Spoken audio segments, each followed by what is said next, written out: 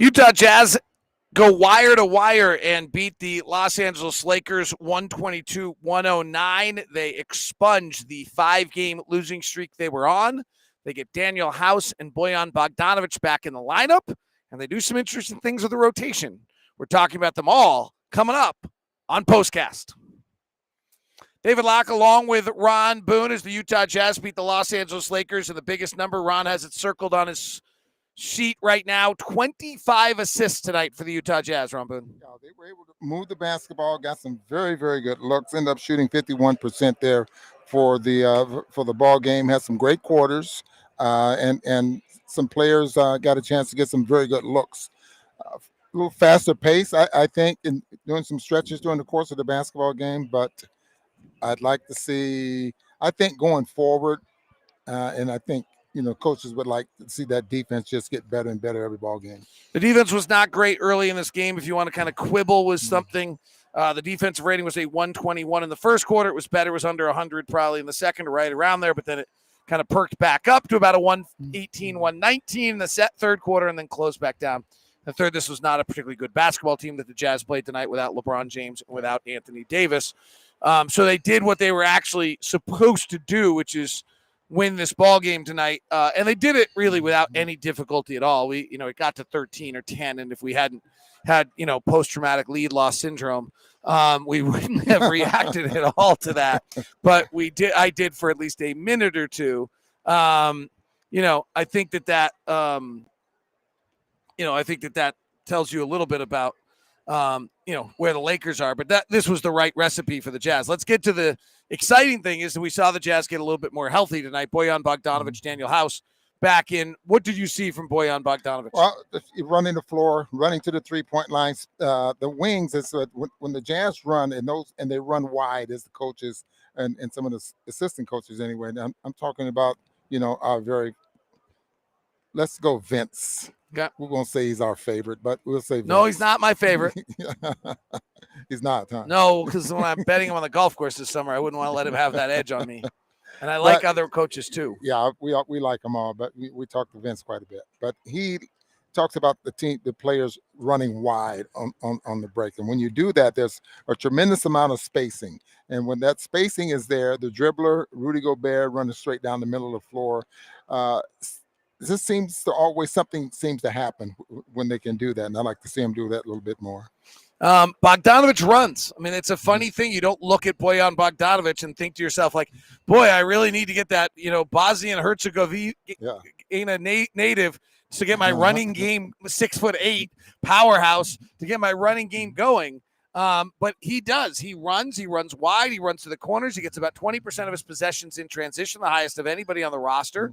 And he makes a huge difference when he's on the floor. He runs, and David, his favorite corner is that right corner, which I think for a right-hander, sometimes you can get too deep, and that's not an area where a player wants to be. And if you're going to try to shoot a good percentage, he had attempted 173 shots from that right corner. And I think that's quite a bit, considering, that up above break free on the right-hand side. He takes a lot of them there too, but he runs to that right corner, and he gets some very good looks there because of that. All right, Danuel House came back, and this is such a crazy story. He made the Jazz because he was on a COVID 10-day. He'd fractured his finger. The Jazz said, we don't care, just get here.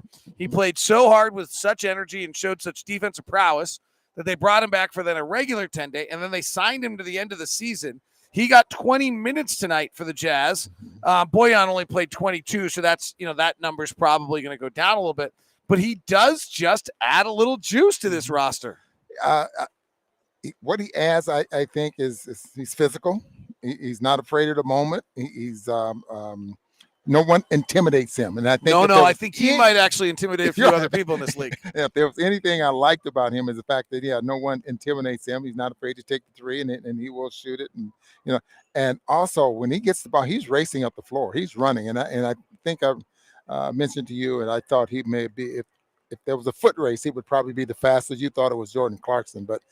There's some interesting data on this team about who runs and who doesn't. It's not Royce O'Neal runs, Donovan runs when he's on the offensive floor. I mean, the most interesting one is the rate by which Donovan plays transition basketball and Mike Conley doesn't. And they play together a lot. So think about this, that when Mike Conley plays, the Jazz actually run the least of any time. And when Donovan plays, they run the most. Mm-hmm. And they play together a lot. So that means that when Donovan's on without Mike, they must be running all the time. And when Mike's on without Donovan, they must never be running. Right. And I do think that bridge lineup that has been a little bit of a problem for the Jazz this year, which was their biggest strength last year, is not shot well because I think they live in the half court. So maybe House in that lineup. Interesting move tonight. Juancho Hernangomez. Rudy Gay doesn't. When Rudy Gay's on the floor, we don't run at all. With Hernangomez on the floor, maybe that group can start running a little bit the way George Niang did last year. I mean, George ran just like Bogey and got those early threes in the corner, and the Jazz need to try to get that back. Yeah, and not only that, but and you talk about Gomez, he ran as well. And when the three wasn't there, he got a chance to break the defense down and got a layup, but he also passed out of that off the dribble, going to the basket. I just, kind of like his game, but we'll see what's going to happen there. Hernangomez plays 19 minutes tonight. Rudy Gay does not play. Hard to find a coach's decision did not play in Rudy Gay's career. There's kind of one or two, but then he doesn't play afterwards as though he might have been injured. So I don't know if there's some story here where he was injured or something, and I haven't heard the post-game press conferences. But frankly, the way Juancho Hernangomez has played recently, would not be surprised at all if this was just, you know what? Like, Bojan's back. Only one of you two can play, and Juancho's been better recently, so he's playing. Yeah, and healthy. And I would go on a limb and say he's a very reliable three-point shooter that wouldn't be afraid of him averaging 3-4 three-point shots a ball game. Quinn Snyder's, reading Ryan Miller's tweet just came in. Quinn Snyder said he spoke with Rudy Gay this morning about his role for tonight's game, emphasized that Gay gives the team a higher ceiling in certain matchups. Sounds like Gay versus Juancho will be matchup based. And I think this goes back to Rudy Gay played really, really well against Marcus Morris. He's played really, really well when we played big, physical power forward so he could body up and engages him in the game and gets him going. And I think depending who our playoff matchup is, if we're playing that kind of big physical player, I think you will see Rudy Gay. If we're playing a more spread out, smaller team, you'll probably see Juancho Hernangomez. Yeah, and that's interesting. And two things here. One is that I hope like heck that is embraced, accepted, and you don't let that affect your play. Now I know Gomez is willing. And you'll probably get the best out of him. You're looking at a veteran player that's, probably hasn't had this type of substitution pattern or playing pattern ever happen to them. But the good thing is that, as you just mentioned, Quinn had the conversation with him this morning. Right. So wasn't like you're sitting there and you're wondering, when am I going in the ball game? When am I going in? You knew right from the jump that, this might not be one of those ball games. So Jazz win it tonight over the LA Lakers. Obviously, one of the questions, do we turn a corner tonight? I don't think that's the case, but we sure got to win. And as Donovan Mitchell just said in the press conference, that was really important. Yeah. His team needed to win regardless of who they were playing and what the status of the team they were playing is. Now, these next, what do we have? 5 games, 6 games, 5 games left. We go to Golden State, then we'll have 4 to finish out the year. We need it's 4. At least win 2 of the 4. I'd accept 3 of the 4. Well, we got Oklahoma City and Portland. We really should win those 2 games. Correct. We've got Golden State. We got Phoenix. 1, 2, and 3. Other than that, we got Phoenix, Memphis, and Golden State. Right. Oh, Memphis. I forgot about and that. but we got 5 games. 1 and 2 are set now. Phoenix will be 1. Memphis will be 2. They come here with nothing to play for. Correct. 3, 4, 5, and 6 are mysteries. 7 is not totally set, but Minnesota's 3 games back now to Utah and Denver with 5 to play. That gets to be pretty tough. 8 is set. That's the Clippers. Frankly, 9 after tonight is close to set. That's New Orleans because San Antonio and LA are 2 games back. Well, the Jazz just moved back up to the 5th spot because of the tiebreaker with Denver. Tiebreaker with Denver, yes. Good point, Ron Boone. I didn't have that. He bails me out again. All right, Jazz beat the Lakers tonight. Here's a thought from Andy. I don't know that. Imagine being the Suns, LeBron and AD come back for the playoffs. They beat the Pelicans. They then beat the Clippers or the Timberwolves, and you get LeBron and AD in the playoffs. The only thing on that, though, and I need to go to my guy, Leaf, gave us some notes before the game. Here's the only thing on that. The Lakers this year with LeBron in the lineup are 25 and 30.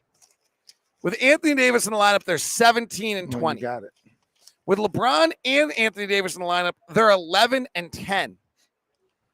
When we have our usual starters, we're 27 and 11. And they're 11 and 10. You know what? They just might not be good even when they're healthy. It's a different game when they're healthy. It's a different game. It's different. You can see how quickly they were pushing the ball up there. LeBron's not a runner unless it's an absolute fast break. He doesn't not push the ball up the floor. So there's a lot of players on this team that does not, on that team anyway, that does not benefit from LeBron's tempo, his pace. By the way, Justin points out we have the tiebreak with Minnesota, so we're virtually up 4 games on them. And you didn't have that either, did we? No, I just forgot it. I had that. Right. I didn't have what you said. Yeah. It's late. Let us go to bed. Jazz win. Jazz win. Jazz win. Have a great night.